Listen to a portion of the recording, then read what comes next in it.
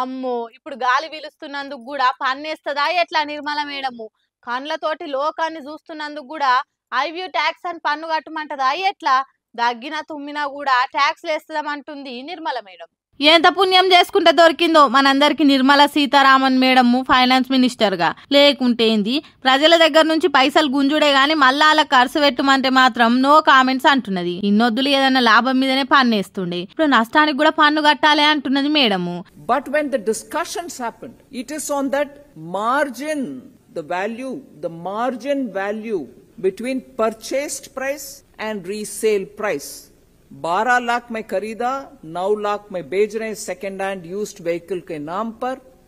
On the margin is only this 18% is being put, as would be for any used car. So it is on the margin, not on the entire amount at which the car is being sold. For suppose మీరు ఓ car 12 లక్షలకు కొని 9 లక్షలకు అమ్మిన్రే అనుకోండి, ఆ తేడా 3 లక్షల మీద కూడా 18% పన్ను కట్టాలని మేడం చెప్తున్నది. కారు అమ్ముకునేదే లాస్కు, దాంట్లో కూడా మళ్ళా 118 రూపాయల పన్ను కట్టుండ్రని అంటున్నదంటే ఏమనుడు చెప్పుండ్రి.